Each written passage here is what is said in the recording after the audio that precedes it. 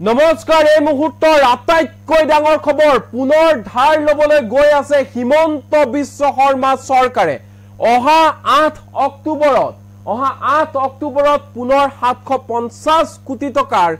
ঋণ লব হিমন্ত বিশ্ব শৰ্মা চৰকাৰে যোৱা 1 অক্টোবৰত হিমন্ত বিশ্ব শৰ্মা চৰকাৰে লৈছিল 750 কোটি টকা ঋণ আৰু পুনৰ এই এসপ্তাহতে 8 অক্টোবৰত পুনৰ 750 কোটি টকা ঋণ লবলৈ গৈ আছে হিমন্ত বিশ্ব শৰ্মা চৰকাৰ অৰ্থাৎ অক্টোবৰ মাহৰ এই প্ৰথমটো সপ্তাহতে মুঠ 1500 কোটি টকা ঋণ লৈছে হিমন্ত বিশ্ব শৰ্মা চৰকাৰ এক প্ৰকাৰ কবলৈ গলে বৰ্তমান সময়ছোৱাত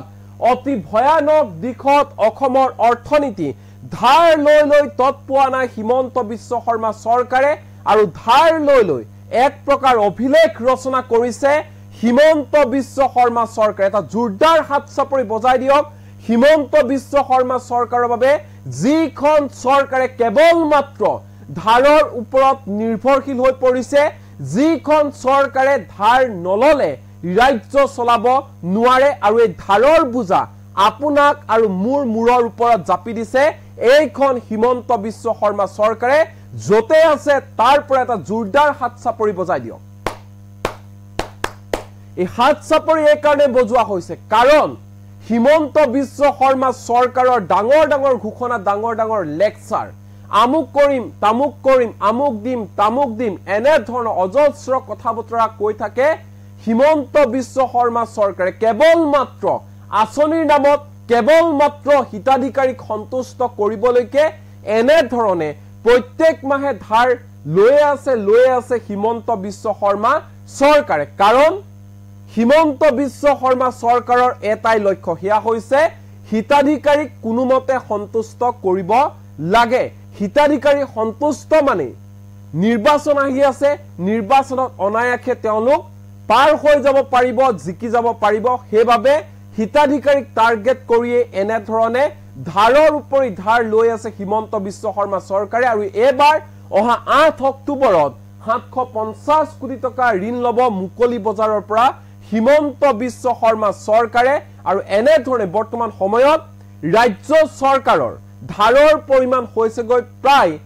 1,58,000 কোটি টকা এই মুহূৰ্তৰে ডাঙৰ খবৰ লৈ আহিছো ধাৰ লৈ তৎপোৱা নাই হিমন্ত বিশ্ব শৰ্মা চৰকাৰে 8 অক্টোবৰত পুনৰ 750 কোটি টকাৰ ঋণ লবলৈ গৈ আছে হিমন্ত চৰকাৰে যোৱা 1 অক্টোবৰতো 750 কোটি টকাৰ ঋণ লৈছিল হিমন্ত চৰকাৰে আৰু 8 অক্টোবৰত পুনৰ লব 750 কোটি টকাৰ ঋণ অক্টোবৰৰ এই প্ৰথমটো সপ্তাহতে মুঠ 1500 কোটি টকা ঋণ ললে হিমন্ত বিশ্ব শৰ্মা চৰকাৰে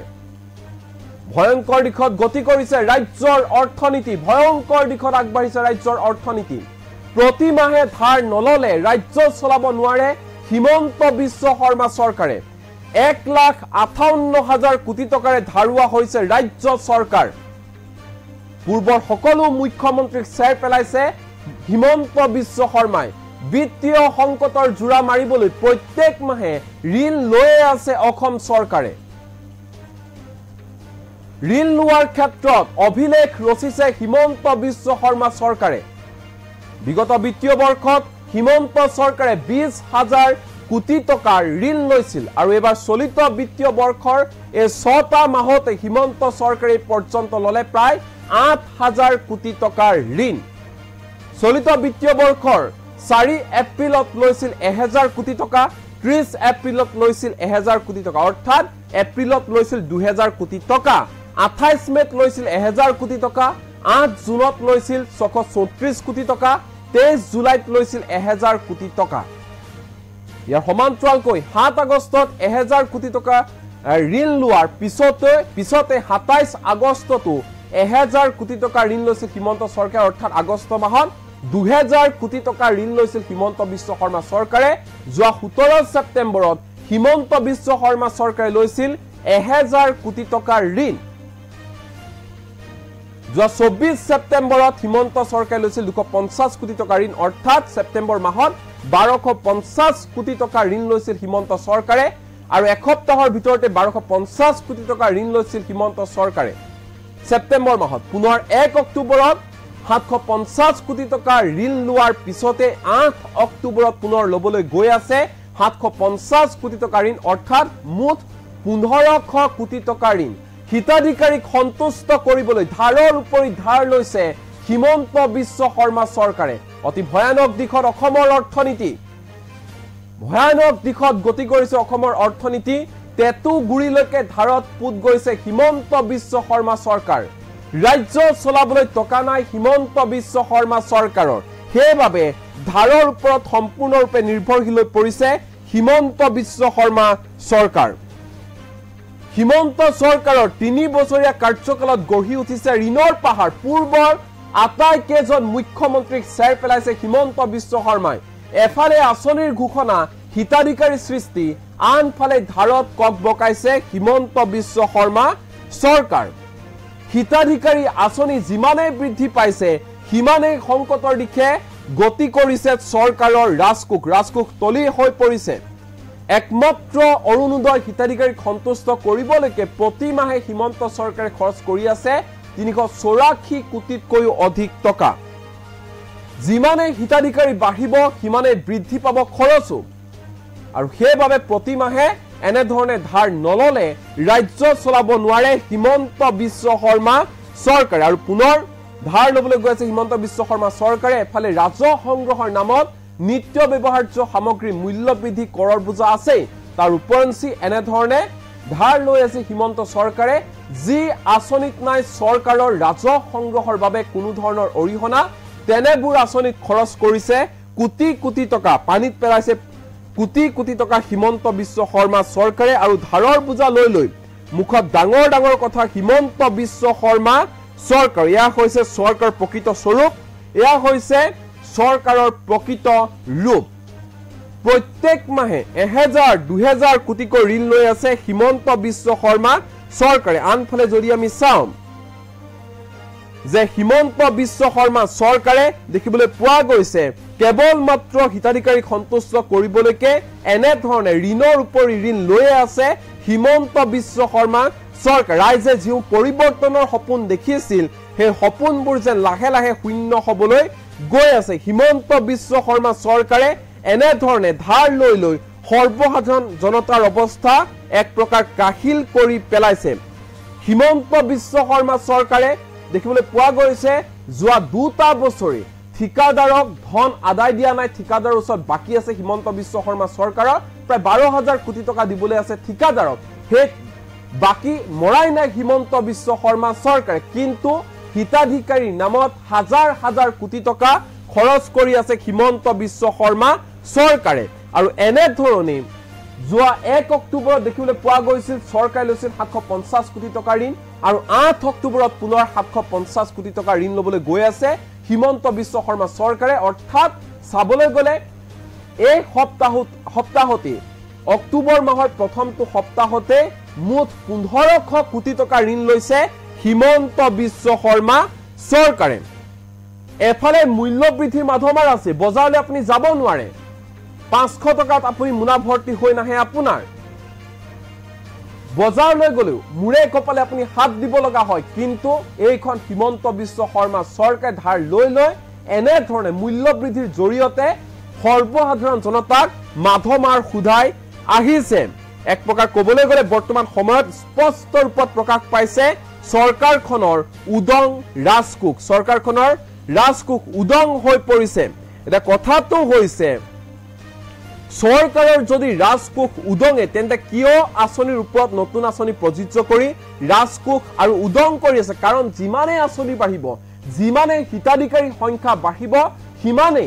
সিমানে ধাৰ লৈ থাকিব লাগিব হিমন্ত বিশ্ব শৰ্মা চৰকাৰে সিমানে খৰচ বাঢ়ি থাকিব আৰু ৰামটাং খুদাই থাকিব সৰ্বসাধাৰণ জনতাক হিমন্ত বিশ্ব শৰ্মা চৰকাৰে চৰকাৰখনৰ এনে কিছুমান অদূৰদৰ্শী সিদ্ধান্তই ৰাজ্যখনৰ বিপদ চপাই আনিছে বুলি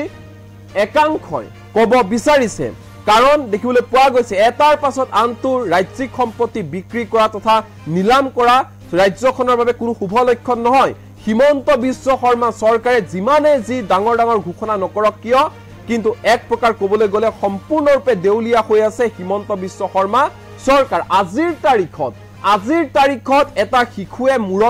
নিজৰ মূৰৰ ওপৰত 42,000 টকাৰ ধাৰ লৈ জন্ম হৈছে অৰ্থাৎ জন্ম হোৱাৰ লগে লগে অসমৰ এটা শিশুৰ মূৰত ধাৰৰ বোজা পৰে 42,000 টকা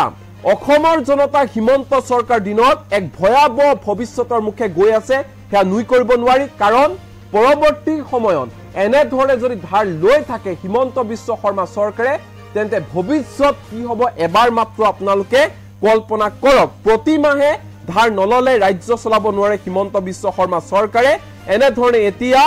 ঋণ লোৱাৰ ক্ষেত্ৰত ৰেকৰ্ড গঢ়িবলৈ সক্ষম হৈছে হিমন্ত বিশ্ব শৰ্মা নেতৃত্বাধীন ৰাজ্য চৰকাৰে ঋণৰ ওপৰত ঋণ লৈ ৰাজ্যখনক অৰ্থনৈতিকভাৱে এক প্ৰকাৰ নিখকটীয়া কৰিছে মুখ্যমন্ত্ৰী ডক্টৰ হিমন্ত বিশ্ব শৰ্মাৰ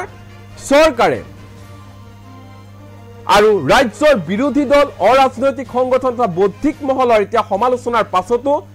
হিমন্ত বিশ্ব শৰ্মা চৰকাৰ গাত লগা নাই তেওঁলোকে অব্যাহত ৰাখিছে ঋণৰ উপৰি ঋণ লোৱাৰ যেন ঋণৰ ওপৰতে বৰ্তি আছে চৰকাৰখন প্ৰতি মাহে হাজাৰ হাজাৰ কোটি টকা ঋণ লৈ আছে হিমন্ত বিশ্ব শৰ্মা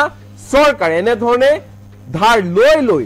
এতিয়া দেখিবলৈ পোৱা গৈছে ৰেকৰ্ড গঢ়িছে হিমন্ত বিশ্ব শৰ্মা চৰকাৰে আনফালে এই ধাৰ লোৱা টকাৰে এতিয়া ডাঙৰ ডাঙৰ আঁচনিৰ কথা ঘোষণা কৰিছে চৰকাৰে হিতাধিকাৰীক ধন দিয়াৰ কথা ঘোষণা কৰিছে শেহতীয়াকৈ দেখিবলৈ পোৱা গৈছিল যে অৰুণোদয় হিতাধিকাৰীৰ সংখ্যা বৃদ্ধি কৰাৰ কথা ঘোষণা কৰিছে সমান্তৰালকৈ হাজাৰ হাজাৰ যুৱক যুৱতীক 2 লাখ টকাকৈ দিয়াৰ কথা ঘোষণা কৰিছে হিমন্ত বিশ্ব শৰ্মা চৰকাৰে স্বাভাৱিকতে এই সকল হিতাধিকাৰীৰ সাহায্য দিয়াৰ বাবে এনে ধৰণে বাৰে বাৰে ঋণ লবলগীয়া হৈছে হিমন্ত বিশ্ব শৰ্মা চৰকাৰে চৰকাৰক যিমানে সমালোচনা নকৰক কিয় কিন্তু চৰকাৰে ঋণ লোৱা বাদ দিয়া নাই এনে ধৰণে প্ৰত্যেক মাহত দুবাৰকৈ ঋণ লৈ আছে এতিয়া হিমন্ত বিশ্ব শৰ্মা চৰকাৰ এটা কথা মনত ৰখা ভাল যে ধাৰুৱা মানে হৈছে ভিক্ষাৰী যিমানে ধাৰ লব সিমানে নিখকটীয়া হৈ থাকিব অসমৰ ৰাজকোষৰ তলি উদং হৈ গৈছে হিমন্ত বিশ্ব শৰ্মা চৰকাৰ নেতৃত্বত বৰ্তমান সময়ত বিত্তীয় সংকট অতি গভীৰ বুলি ক'ব লাগিব এতিয়া এদিন যেতিয়া তলি উদং হ'ব তেতিয়া কি হ'ব অৱস্থা এবাৰ মাত্ৰ আপুনি কল্পনা কৰক কেৱল মাত্ৰ ভোট বেংকৰ স্বাৰ্থতে যেন ৰাজ্যৰ ভৱিষ্যতৰ লগত খেলা আৰম্ভ কৰিছে হিমন্ত বিশ্ব শৰ্মা চৰকাৰে ঠিকাদাৰক দিবলৈ ধন নাই হিমন্ত বিশ্ব শৰ্মা চৰকাৰ কেৱল মাত্ৰ আঁচনি আৰু হিতাধিকাৰীৰ নামত ধন খৰচ কৰিবলৈ হিমন্ত বিশ্ব শৰ্মা চৰকাৰৰ হাতত টকা আছে কেৱল মাত্ৰ হিতাধিকাৰীক সন্তুষ্ট কৰিবলৈকে এনে ধৰণে ধাৰ লৈ আছে হিমন্ত বিশ্ব শৰ্মা চৰকাৰে আৰু 8 অক্টোবৰত পুনৰ ঋণ লবলৈ গৈ আছে 750 কোটি টকাৰ 750 কোটি টকা ঋণ লবলৈ গৈ আছে হিমন্ত বিশ্ব শৰ্মা চৰকাৰ এই মুহূৰ্তত কৃষক মুক্তি সংগ্ৰাম সমিতিৰ সাধাৰণ সম্পাদক বিদ্যুৎ হত্যাৰ মন্তব্য আমাৰ লগত আছে কি কৈছে শুনো আহক আজিৰ দিনটোত অসমৰ অৱস্থা কি পৰ্যায়লৈকে গৈছে এহাতেদি ভাৰতবৰ্ষৰ 5খন দুখীয়া ৰাজ্যৰ ভিতৰত 5 নম্বৰ স্থানত অসম উপনীত হৈছে অৰ্থাৎ শেষৰ ফালৰ পৰা 5 নম্বৰ আৰু অন্য হাতেদি আজিৰ দিনটোত অসমৰ 1,90,000 কোটি টকা ধাৰ এটা শিশু যদি জন্ম হৈছে আজিৰ দিনটোত কোনোবা এখন চিকিৎসালয়ত তেতিয়াহ'লে সেই শিশুটিয়ে 42,000 টকা মূৰৰ ওপৰত ধাৰ লৈ আজিৰ দিনটোত জন্মগ্ৰহণ কৰিছে এঘৰ মানুহে যদি ধাৰ লৈ পৰিয়াল পোহপাল দিয়ে আৰু সেই পৰিয়ালটোৰ ভৱিষ্যত কি হ'ব পাৰে ভৱিষ্যতৰ দিনত মাটি বাৰী বিক্ৰী কৰিহে ধাৰ মাৰিব লাগিব সোণৰ অলংকাৰ বিক্ৰী কৰি ধাৰ মাৰিব লাগিব নতুবা পৰিয়ালসমূহ ক'ৰবাত বন্ধকত থাকিব লাগিব ঠিক তেনেকৈ অসমখনে ইমান সম্ভাৱনা থকাৰ পাছতো ইমান সম্পদশালী ৰাজ্য হোৱাৰ পাছতো অসমত ইমান মানৱ সম্পদ থকাৰ পাছতো কেৱল আৰু কেৱল অনভিজ্ঞতা অদক্ষতা অকৰ্মণ্যতাৰ কাৰণে ধাৰ লৈ পৰিয়াল চলাই এটা পৰিয়াল যেনেকৈ ভৱিষ্যতৰ দিনত উচন হৈ যায় ঠিক তেনেকৈ অসমৰ ৰাইজক বন্ধকত ৰাখি হিমন্ত বিশ্ব শৰ্মা ডাঙৰীয়াই কেৱল আৰু আঁচনিৰ চমক কেৱল নিজকে জাহিৰ কৰাৰ স্বাৰ্থত আমাক কোন দিশলৈ লৈ গৈ আছে এই ধাৰৰ পৰিমাণবিলাকৰ পৰা আমি অনুমান কৰিব পাৰোঁ গতিকে হিমন্ত বিশ্ব শৰ্মা ডাঙৰীয়াই কাৰো লগত কথা নপতাকৈ অসমৰ মানুহৰ অনুমতি নোলোৱাকৈ অসমৰ সম্পদবিলাক এহাতেদি বিক্ৰী কৰিছে অন্য হাতেদি ধাৰৰ ওপৰত ধাৰ লৈ আমাক অন্ধকাৰ ভৱিষ্যতৰ ফাললৈ ঠেলি দিছে আহি থাকিবলগীয়া দিনত যেতিয়া হিমন্ত বিশ্ব শৰ্মা গাদীৰ পৰা ক্ষমতাচ্যুত হ'ব, হিমন্ত বিশ্ব শৰ্মা যেতিয়া মুখ্যমন্ত্ৰী আসনৰ পৰা ক্ষমতাচ্যুত হ'ব, তাৰ পাছত যিখন নতুন চৰকাৰ হ'ব, সেই চৰকাৰখনে কেনেকৈ ৰাজ্য চলাব বা আহি থাকিবলগীয়া দিনত আজি আমাৰ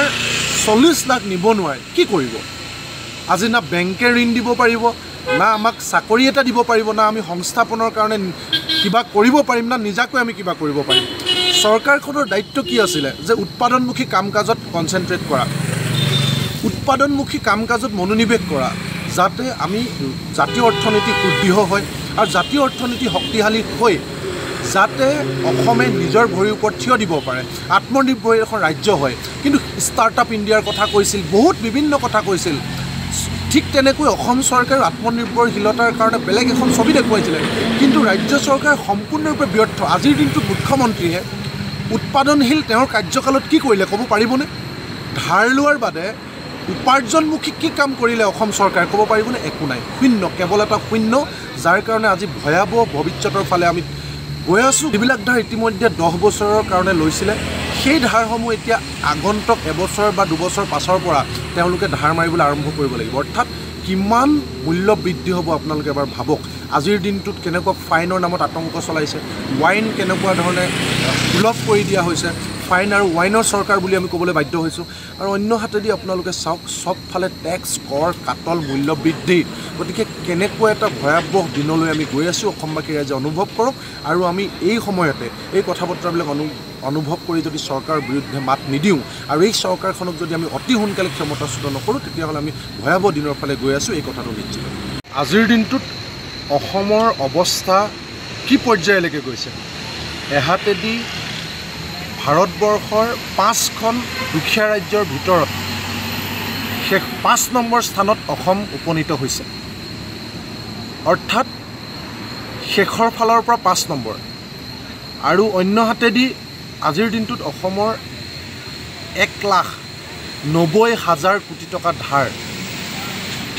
এটা শিশু যদি জন্ম হৈছে আজিৰ দিনটোত কোনোবা এখন চিকিৎসালয়ত, তেতিয়াহ'লে সেই শিশুটিয়ে 42,000 টকা মূৰৰ ওপৰত ধাৰ লৈ আজিৰ দিনটোত জন্মগ্ৰহণ কৰিছে। এঘৰ মানুহে যদি ধাৰ লৈ পৰিয়াল পোহপাল দিয়ে আৰু সেই পৰিয়ালটোৰ ভৱিষ্যত কি হ'ব পাৰে? ভৱিষ্যতৰ দিনত মাটি বাৰী বিক্ৰী কৰিহে ধাৰ মাৰিব লাগিব, সোণৰ অলংকাৰ বিক্ৰী কৰি ধাৰ মাৰিব লাগিব, নতুবা পৰিয়ালসমূহ ক'ৰবাত বন্ধকত থাকিব লাগিব। ঠিক তেনেকৈ অসমখনে ইমান সম্ভাৱনা থকাৰ পাছতো, ইমান সম্পদশালী ৰাজ্য হোৱাৰ পাছতো, অসমত ইমান মানৱ সম্পদ থকাৰ পাছতো কেৱল আৰু কেৱল অনভিজ্ঞতা, অদক্ষতা, অকৰ্মণ্যতাৰ কাৰণে ধাৰ লৈ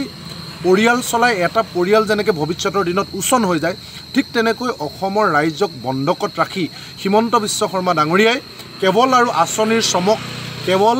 নিজকে জাহিৰ কৰাৰ স্বাৰ্থত আমাক কোন দিশলৈ লৈ গৈ আছে, এই ধাৰৰ পৰিমাণবিলাকৰ পৰা আমি অনুমান কৰিব পাৰোঁ। গতিকে হিমন্ত বিশ্ব শৰ্মা ডাঙৰীয়াই কাৰো লগত কথা নপতাকৈ, অসমৰ মানুহৰ অনুমতি নোলোৱাকৈ অসমৰ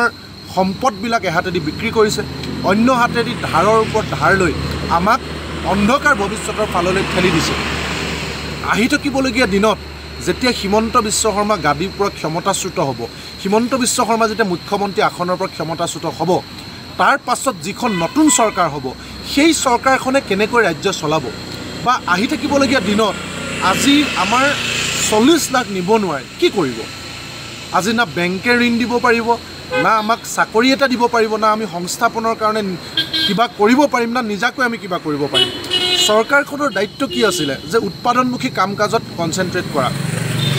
উৎপাদনমুখী কাম কাজত মনোনিৱেশ কৰা, যাতে আমি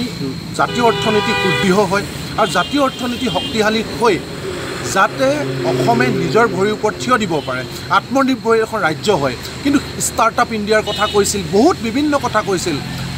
ঠিক তেনেকৈ অসম চৰকাৰে আত্মনিৰ্ভৰশীলতাৰ কাৰণে বেলেগ এখন ছবি দেখুৱাইছিলে, কিন্তু ৰাজ্য চৰকাৰ সম্পূৰ্ণৰূপে ব্যৰ্থ। আজিৰ দিনটোত মুখ্যমন্ত্ৰীয়ে উৎপাদনশীল তেওঁৰ কাৰ্যকালত কি কৰিলে ক'ব পাৰিবনে? ধাৰ লোৱাৰ বাদে উপাৰ্জনমুখী কি কাম কৰিলে অসম চৰকাৰে ক'ব পাৰিবনে? একো নাই, শূন্য, কেৱল এটা শূন্য, যাৰ কাৰণে আজি ভয়াৱহ ভৱিষ্যতৰ ফালে আমি গৈ আছোঁ। যিবিলাক ধাৰ ইতিমধ্যে 10 বছৰৰ কাৰণে লৈছিলে, সেই ধাৰসমূহ এতিয়া আগন্তুক এবছৰ বা 2 বছৰ পাছৰ পৰা তেওঁলোকে ধাৰ মাৰিবলৈ আৰম্ভ কৰিব লাগিব। অৰ্থাৎ কিমান মূল্য বৃদ্ধি হ'ব আপোনালোকে এবাৰ ভাবক। আজিৰ দিনটোত কেনেকুৱা ফাইনৰ নামত আতংক চলাইছে, ৱাইন কেনেকুৱা ধৰণে সুলভ কৰি দিয়া হৈছে, ফাইন আৰু ৱাইনৰ চৰকাৰ বুলি আমি ক'বলৈ বাধ্য হৈছোঁ। আৰু অন্য হাতেদি আপোনালোকে চাওক, চবফালে টেক্স, কৰ, কাটল, মূল্য বৃদ্ধি। গতিকে কেনেকুৱা এটা ভয়াৱহ দিনলৈ আমি গৈ আছোঁ অসমবাসী ৰাইজে অনুভৱ কৰক। আৰু আমি এই সময়তে এই কথা বতৰাবিলাক অনুভৱ কৰি যদি চৰকাৰৰ বিৰুদ্ধে মাত নিদিওঁ আৰু এই চৰকাৰখনক যদি আমি অতি সোনকালে ক্ষমতাচ্যুত নকৰোঁ, তেতিয়াহ'লে আমি ভয়াৱহ দিনৰ ফালে গৈ আছোঁ, এই কথাটো নিশ্চিত। আজিৰ দিনটোত অসমৰ অৱস্থা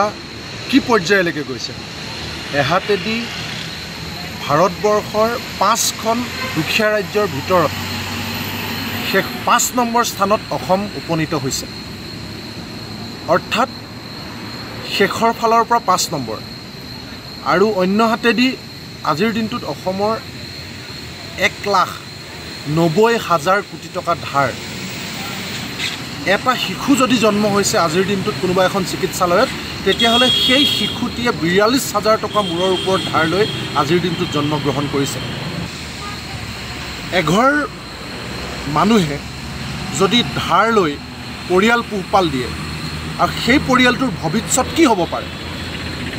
ভৱিষ্যতৰ দিনত মাটি বাৰী বিক্ৰী কৰিহে ধাৰ মাৰিব লাগিব, সোণৰ অলংকাৰ বিক্ৰী কৰি ধাৰ মাৰিব লাগিব, নতুবা পৰিয়ালসমূহ ক'ৰবাত বন্ধকত থাকিব লাগিব। ঠিক তেনেকৈ অসমখনে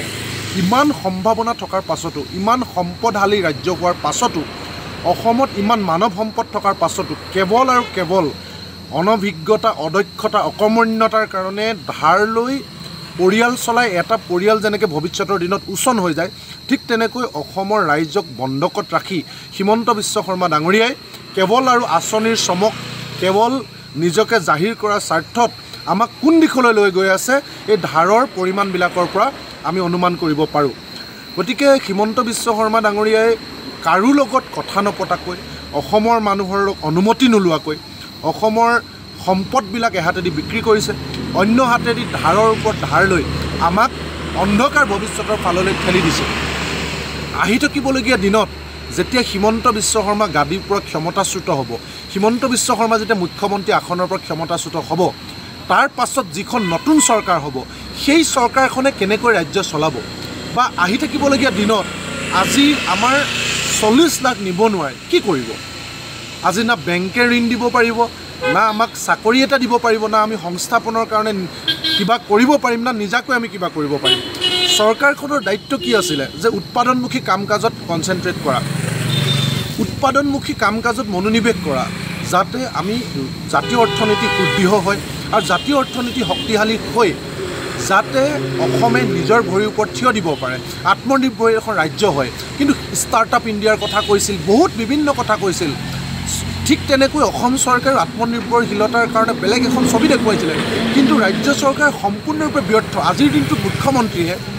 উৎপাদনশীল তেওঁৰ কাৰ্যকালত কি কৰিলে ক'ব পাৰিবনে? ধাৰ লোৱাৰ বাদে উপাৰ্জনমুখী কি কাম কৰিলে অসম চৰকাৰে ক'ব পাৰিবনে? একো নাই, শূন্য, কেৱল এটা শূন্য, যাৰ কাৰণে আজি ভয়াৱহ ভৱিষ্যতৰ ফালে আমি গৈ আছোঁ। যিবিলাক ধাৰ ইতিমধ্যে 10 বছৰৰ কাৰণে লৈছিলে, সেই ধাৰসমূহ এতিয়া আগন্তুক এবছৰ বা 2 বছৰ পাছৰ পৰা তেওঁলোকে ধাৰ মাৰিবলৈ আৰম্ভ কৰিব লাগিব। অৰ্থাৎ কিমান মূল্য বৃদ্ধি হ'ব আপোনালোকে এবাৰ ভাবক। আজিৰ দিনটোত কেনেকুৱা ফাইনৰ নামত আতংক চলাইছে, ৱাইন কেনেকুৱা ধৰণে সুলভ কৰি দিয়া হৈছে, ফাইন আৰু ৱাইনৰ চৰকাৰ বুলি আমি ক'বলৈ বাধ্য হৈছোঁ। আৰু অন্য হাতেদি আপোনালোকে চাওক, চবফালে টেক্স, কৰ, কাটল, মূল্য বৃদ্ধি। গতিকে কেনেকুৱা এটা ভয়াৱহ দিনলৈ আমি গৈ আছোঁ অসমবাসী ৰাইজে অনুভৱ কৰক। আৰু আমি এই সময়তে এই কথা বতৰাবিলাক অনুভৱ কৰি যদি চৰকাৰৰ বিৰুদ্ধে মাত নিদিওঁ আৰু এই চৰকাৰখনক যদি আমি অতি সোনকালে ক্ষমতাচ্যুত নকৰোঁ, তেতিয়াহ'লে আমি ভয়াৱহ দিনৰ ফালে গৈ আছোঁ, এই কথাটো নিশ্চিত। আজিৰ দিনটোত অসমৰ অৱস্থা কি পৰ্যায়লৈকে গৈছে? এহাতেদি ভাৰতবৰ্ষৰ 5খন দুখীয়া ৰাজ্যৰ ভিতৰত শেষ 5 নম্বৰ স্থানত অসম উপনীত হৈছে। অৰ্থাৎ শেষৰ ফালৰ পৰা 5 নম্বৰ। আৰু অন্য হাতেদি আজিৰ দিনটোত অসমৰ 1,90,000 কোটি টকা ধাৰ। এটা শিশু যদি জন্ম হৈছে আজিৰ দিনটোত কোনোবা এখন চিকিৎসালয়ত, তেতিয়াহ'লে সেই শিশুটিয়ে 42,000 টকা মূৰৰ ওপৰত ধাৰ লৈ আজিৰ দিনটোত জন্মগ্ৰহণ কৰিছে। এঘৰ মানুহে